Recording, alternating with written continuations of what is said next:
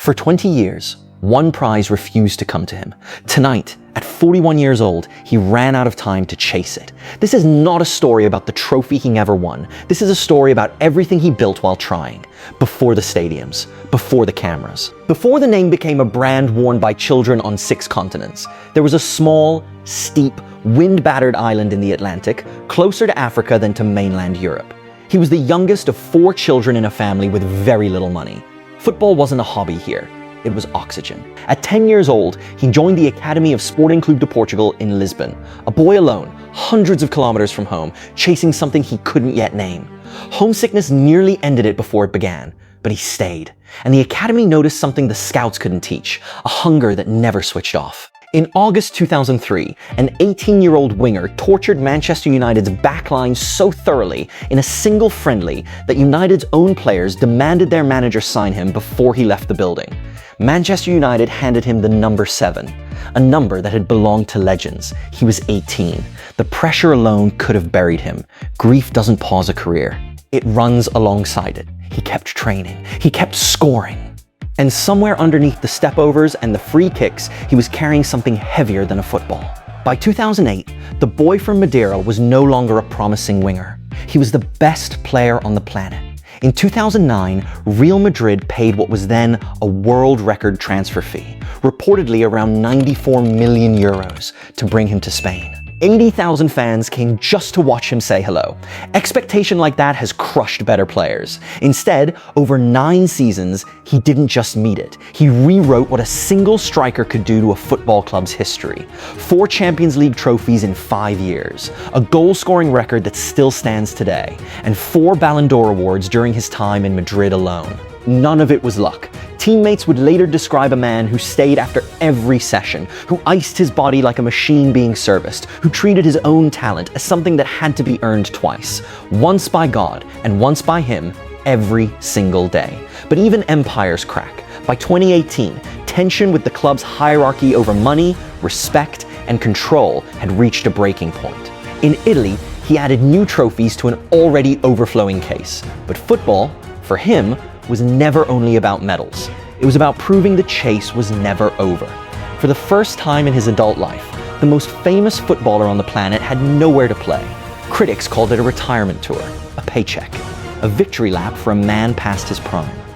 They were wrong. At an age when most professional footballers have long since retired, he was still breaking records nobody else could reach. By the summer of 2026, his combined tally for club and country had climbed past 970 goals, the most prolific output in the history of the professional game. But numbers were never the whole story. There was one trophy, the only one, that had eluded him his entire career. And in 2026, he had one last chance to reach it. With Portugal, he had already given his country a golden age it had never known. He became his nation's all-time leading scorer, and international football's all-time leading scorer. Full stop. Before him, Portugal had won nothing on the world stage. After him, an entire generation of children believed they could. Only one prize remained, the one every boy on that hillside in Madeira had dreamed about, the World Cup. 6 World Cups, 20 years. From a wide-eyed 21-year-old scoring his first World Cup goal in Germany to a 41-year-old captain walking out for what he had already confirmed would be his last. He wasn't just participating anymore. He was still doing what he'd always done, refusing to be told his time was up. July 6th, 2026.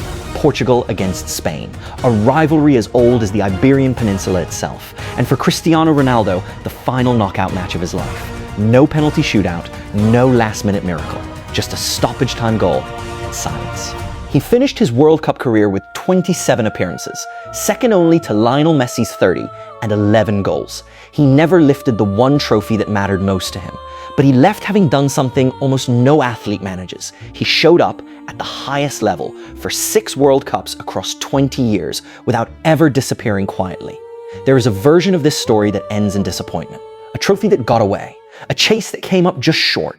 That is not this story. This is a story about a boy from a small island who was told more than once that he wasn't big enough, wasn't ready, wasn't going to make it, and who built, through 2 decades of relentless, obsessive, uncompromising discipline, one of the greatest careers the sport has ever seen. You have to challenge yourself to be consistent. He's the only player to score 100 goals for 4 different clubs, the only player to score in 6 World Cups, the most prolific goal scorer by any honest count in the history of the professional game. The World Cup never came, but maybe that was never really the point. What he actually gave the world wasn't a trophy. It was proof, repeated year after year, long past the age when it should have been possible. That discipline can outlast doubt, that hunger doesn't have an expiration date, and that greatness isn't a single night in a single stadium. It's every quiet morning nobody was watching. Cristiano Ronaldo chased the one thing that was never guaranteed to him. He didn't catch it. But somewhere on a hillside in Madeira, and in 100 million other places just like it, a new generation is still watching how he ran.